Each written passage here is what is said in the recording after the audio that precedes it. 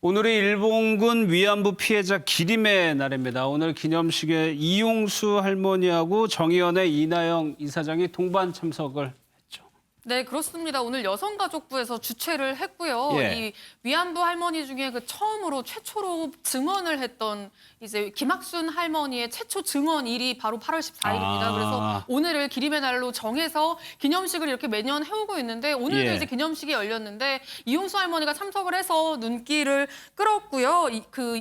사실상 대척점에 있던 정의 위원과 얼마 전부터 조금 화해하는 모습들을 보였었는데 그랬죠. 오늘 실제로 예. 이나영 이사장과 함께 저렇게 행사장에 들어오는 모습을 저희가 볼 수 있었습니다. 그리고 이용수 할머니가 직접 현장에서 기자들을 만나서 인터뷰도 했는데요. 이제 예. 인터뷰한 내용을 보면 이 수요 집회를 그만해야 한다라는 내 생각에는 변함이 없다. 그러니까 내가 정의연과 함께 손을 잡고 이 자리에 있다고 해서 수요 집회를 찬성하는 건 아니다. 예. 수요 집회 그러니까 무슨 목적으로 하는지 모르겠다. 없어져야 한다라고 이야기하면서 할머니들이 바라는 거는 학생들이 올바른 교육을 받는 거다. 우리나라와 일본의 학생들이 왜 위안부 문제가 발생을 했고 위안부 할머니들이 어떤 일을 겪었고 그리고 다시는 이런 일이 반복되지 않기 위해서 우리가 무슨 일을 해야 하는지 그걸 교육을 하는 게 위안부 운동이지. 예. 뭔가 계속 사죄를 요구하고 일본을 미워하고 반일을 주장하고 하는 게 위안부 할머니들 위하는 게 아니다라면서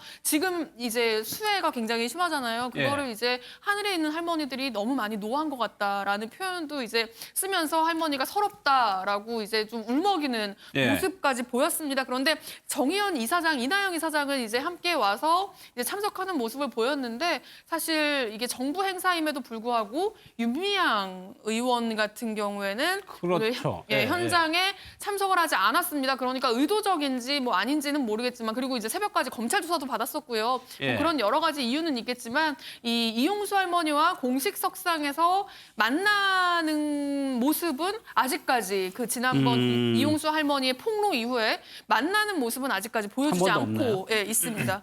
화면에 잠깐 잡히기는 했는데 이종훈 평론가 네. 이용수 할머니가 눈물을 훔치는 장면이 네. 있었어요. 그게 예. 이제 뭐 김학순 할머니도 그렇고 본인의 이제 육성이 나오면서 조금 눈물을 흘렸다고 하는데 일련의 사건을 거치면서 좀 마음고생이 굉장히 심했을 것 같아요.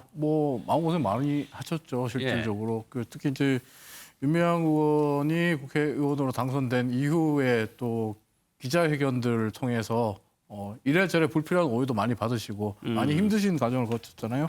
그런 것들이 생각나셨을 거고 어떻게 보면 이용수 할머니 입장에서 본다면 지나간 세월들 그리고 본인이 이제 수요 집회를 비롯해서 정의원과 함께했던 시간들 뭐 이런 것들 그리고 또 같이 활동했던 할머니들 이런 것들이 정말 파노라마처럼 지나가면서 예. 잠시 눈물을 흘리신 게 아닌가 또 예. 이렇게 생각을 합니다.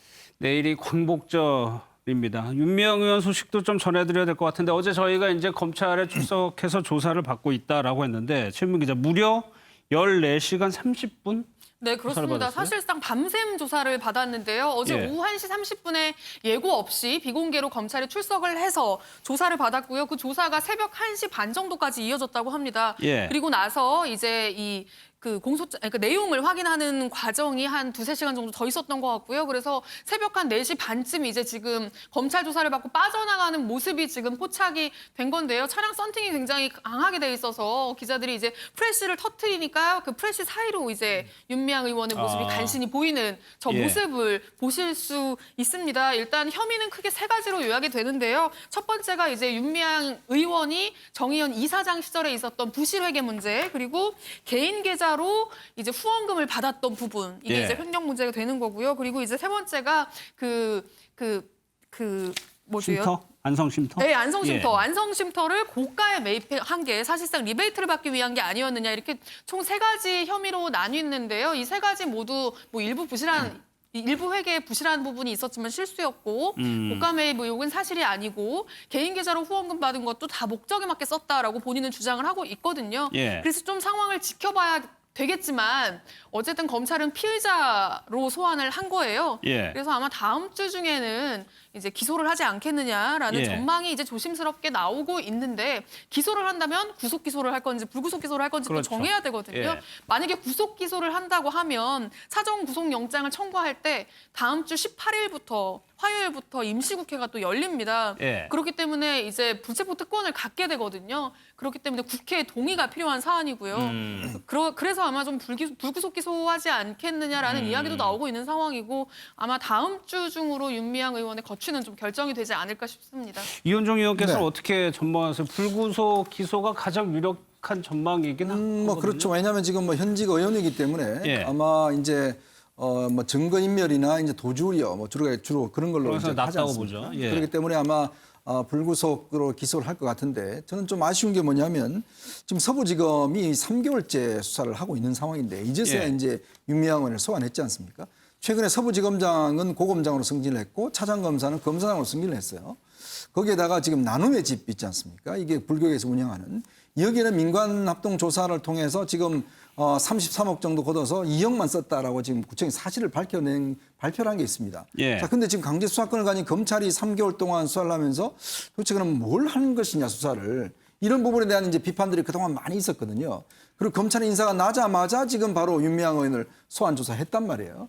그럼 이게 너무 늦게 한 게 아니냐 지금. 왜냐하면 또 수사라는 게 지금 뭐 이번에 횡령이나 지금 등등 여러 가지가 있는데 이게 사실은 그렇게 어려운 상황일 것인가에 대한 의문도 예. 있어요. 그렇다면 검찰이 지금 이 사건과 관련해서 너무 좀 눈치를 보는 게 아니냐 이런 지적이 있는데 모르겠습니다. 앞으로 이제 검찰이 어떤 사실을 구체로 밝혀냈는지 이제 기소할 때는 내용들을 공개를 할 수가 있습니다. 예. 그때 아마 두고 보면 검찰이 그동안 3개월 동안 정말 제대로 조사를 했는 것인지 아니면 거의 조사를 하지 않은 것인지가 좀 드러날 것 같습니다. 예.